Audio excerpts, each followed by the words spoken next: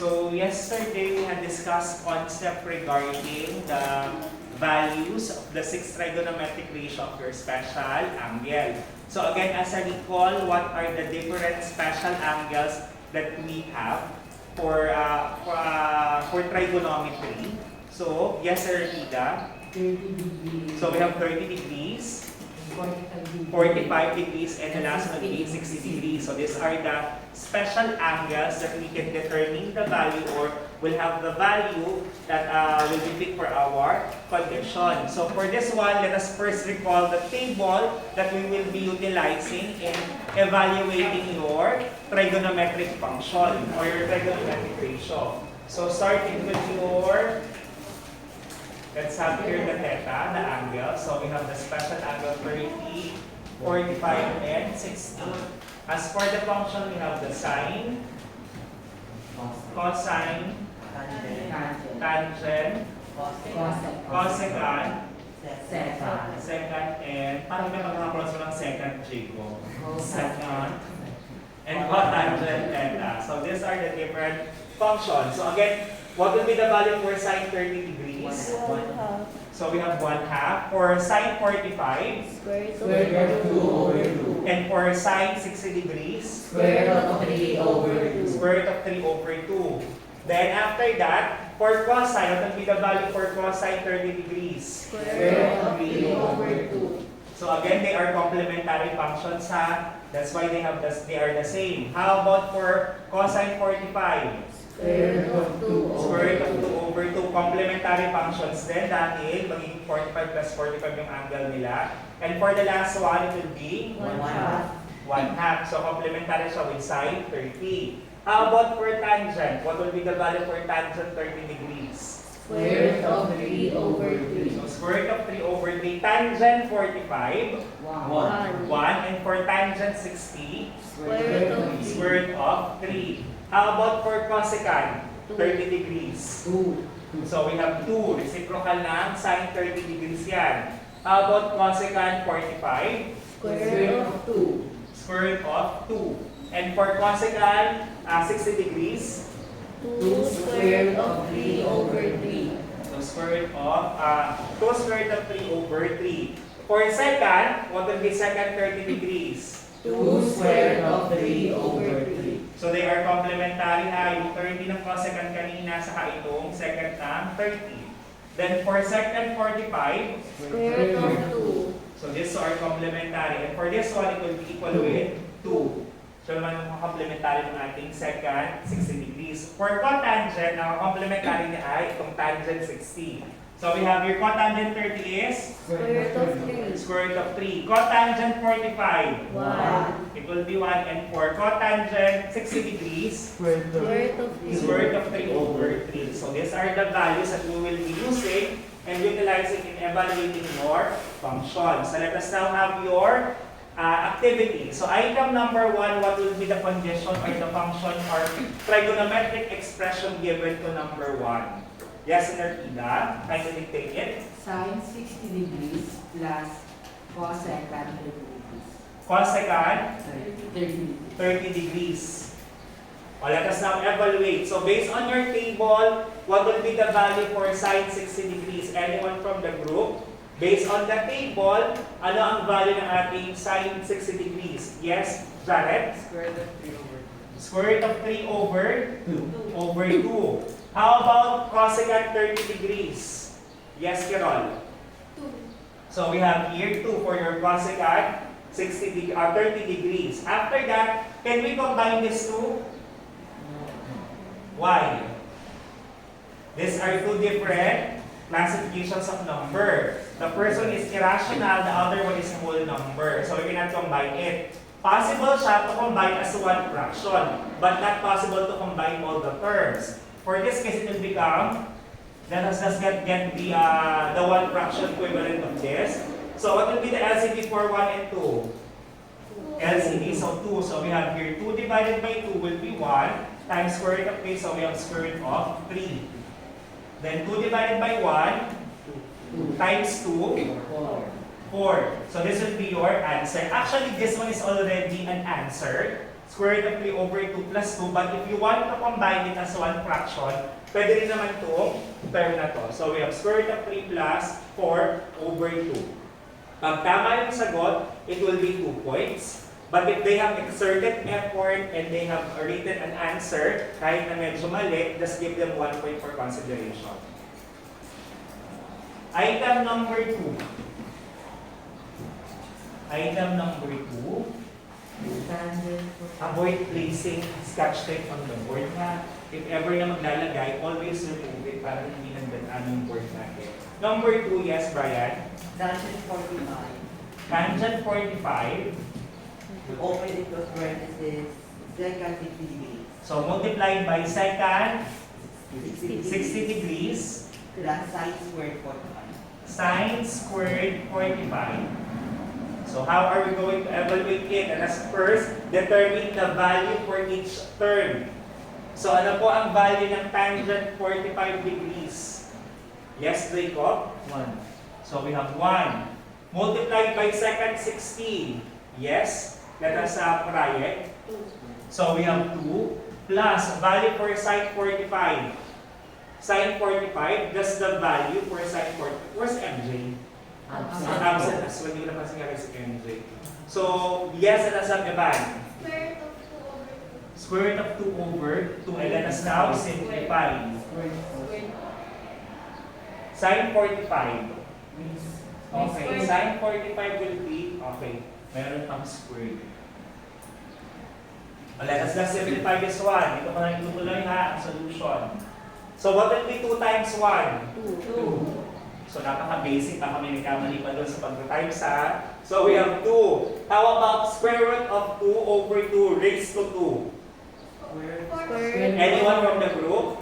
Yes, there's Ida. Square root of 4 over Square root of 4 over 4. And simplifying square root of 4. Anong square root of 4? 2. What will be square root of 4? Yes. 2. It will be 2. That's why we have here 2 over 4 or simply, this will be 1 half. Sinimplify ko na kaagad ha. Again, this will be, if we're going to interpret that, square root of 2 over 2 or expand it rather, it will be square root of 4 over 4 or 2 over 4. And that will be, in simplified form, it will be 1 half. Question for that? No. Next, combine your terms.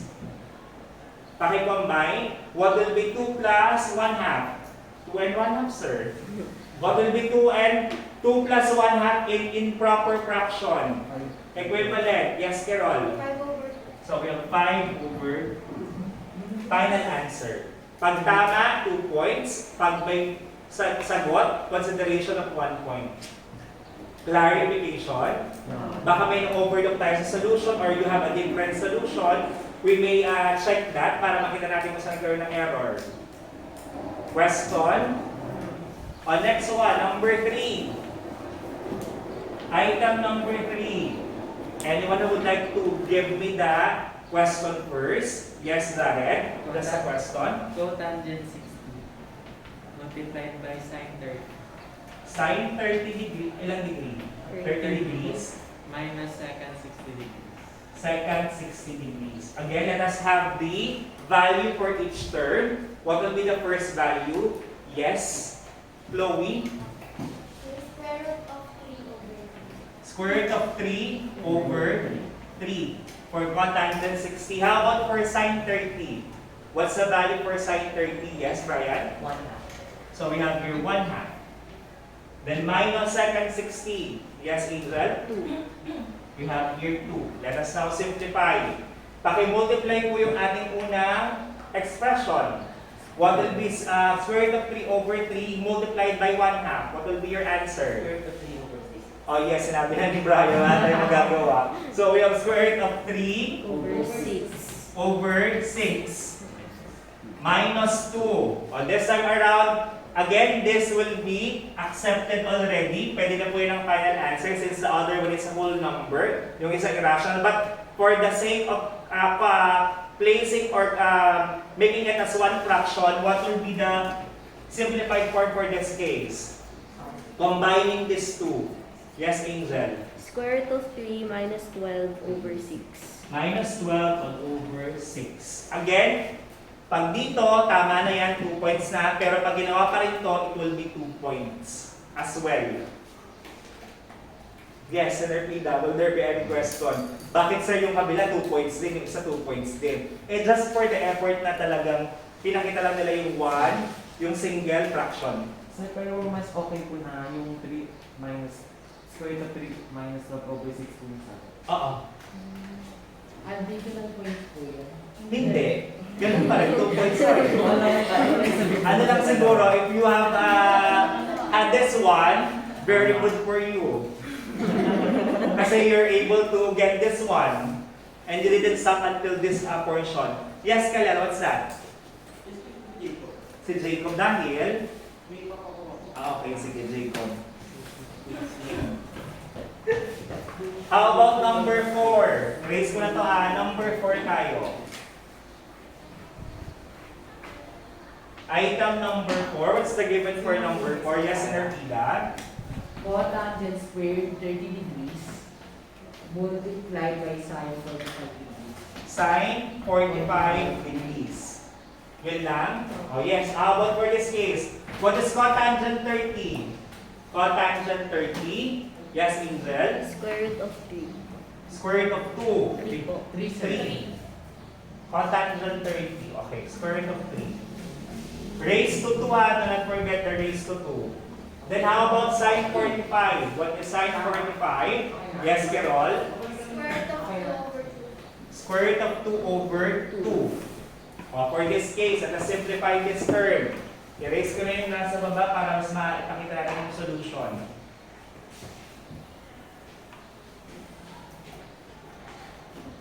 For this case, ano ang square root of 2 raised to 2? Ibig sabihin yan ay square root of 3 times square root of 3. Square root of 9. Square root of 9. And square root of 9 is equal to what value? 3. It will be 3. So this will become 3 multiplied by square root of 2 over 2.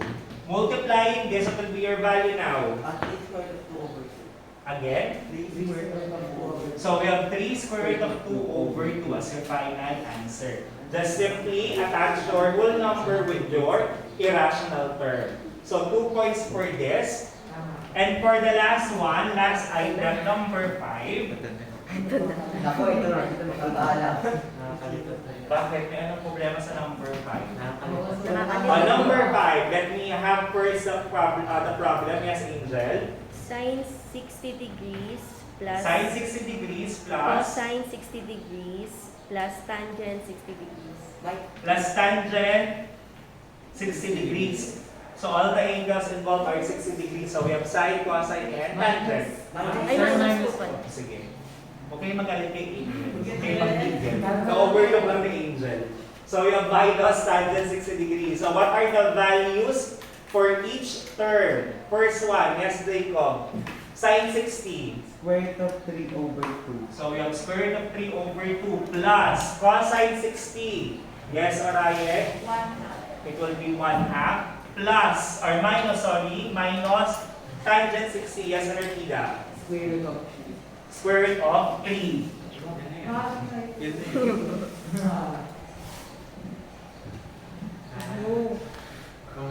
What have you noticed? Both have square root of 3. So we can combine this irrational term. Although ito ay whole number, hindi siya pwede isama doon sa pinaka-irrational natin. So just combine this one, or this two rather. So we'll have here square root of 3 over 2 plus, or minus square root of 3. O LCD for this case, 2. Divide and multiply. So 2 divided by 2.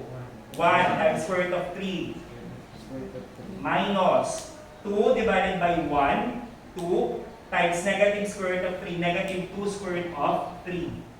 Combining them, ano ang magiging result? After negative. Just copy the common irrational term, which is square root of 3. Then 1 minus 2. Ano 1 minus 2? Negative 1. So the answer here will be, let me erase this again. Mali ata. So answer will be negative square root of 3 over 2 plus the remaining whole number or the fraction plus 1. So pag ito ang sagot, okay na po iyan. Pero for the sake of combining them as one fraction, pwede rin po ang negative square root of 3 plus 1 all over 2. Again, kung dito nag-stop, sige, okay na yun. That will be accepted. Pero if you have this as your final answer, that will be correct as well. So, 2 points for that. Okay. So, 10 points all in all.